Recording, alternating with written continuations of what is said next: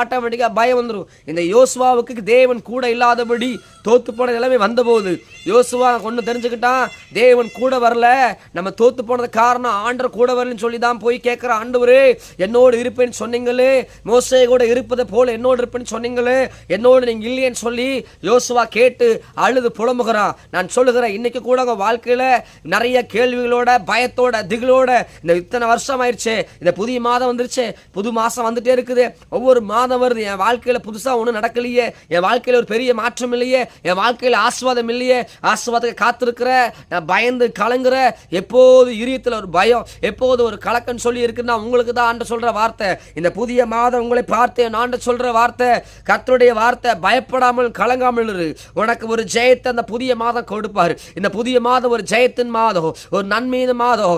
எதையெல்லாம் இழந்து போனாயோ, எதையெல்லாம் இழந்து போய் நின்று கலங்கி போனாயோ, அதெல்லாம் தேவன் கொடுப்பார். நிறைய பேர் குடும்பத்தை இழந்து நிற்கிறீங்களே, குடும்பம் எல்லாம் அவ்வளவுதான், என் குடும்பம் பிள்ளைகள் அவ்வளவுதான், என் பையன் என்கிட்ட பேசுறதில்ல, என் பொண்ணு என்கிட்ட பேசுறதில்ல, என் வாழ்க்கை அவ்வளவுதான் சொல்லி நிற்கிறீங்களா? உங்களை பார்த்து சொல்றார், பயப்படாமல் கலங்காமல் இருங்க. இன்னொரு சிலர் இருக்கிறீங்க கடன் பிரச்சனையோட, ஆண்டவரே இந்த கடன் எப்படி அடைப்பு எனக்கு தெரியல, இத்தனை கடனை வாங்கிட்டேன், இத்தனை லட்சங்களை வாங்கிட்டேன், எப்படி அடைப்பு எனக்கு தெரியல, ஓ சோர்ந்து போய் உடைந்து போய் ஏன் ஆண்டவரே சொல்லி ஓ பயந்து ஒளிந்து கொண்டிருக்கிறாயா, தோத்து போய் உடைந்து கொண்டிருக்கிறாயா, எல்லாம் தோல்வியோட நிலையில யோசுவா அன்னதை போல நீங்கள் என்று கொண்டிருக்கிறீங்க. இந்த கடன் என்கிற உபத்திரத்துல, அவமானம் என்கிற உபத்திரத்துல உட்கார்ந்து அழுது கொண்டிருக்கிறீங்களா? உங்களை பார்த்து ஆண்டு சொல்லுகிறாரு, பயப்படாமல் கலங்காமல் இருங்க, பயப்படாமல் கலங்காமல் இருங்க. தேவ ஜனமே, தேவ பிள்ளையே, இந்த செய்தி கேட்கிறேனா உங்களுக்கு தான் ஆண்டு சொல்றாரு, பயப்படாமல் கலங்காமல் இருங்க. கடன் பாரம் உங்களை நெருக்கி கொண்டிருக்குது, இந்த புதிய மாதம் கத்து சொல்றாரு, நீ பயப்படாமல் கலங்காமல் இரு. ஆயின் பட்டணத்துல போல தோத்து போனதை போல நான் ஒரு கேள்வி கேட்கிறேன், ஆயின் பட்டணத்துல ஏன் தோல்வி வந்து தெரியுமா? தேவன் கூட வரல.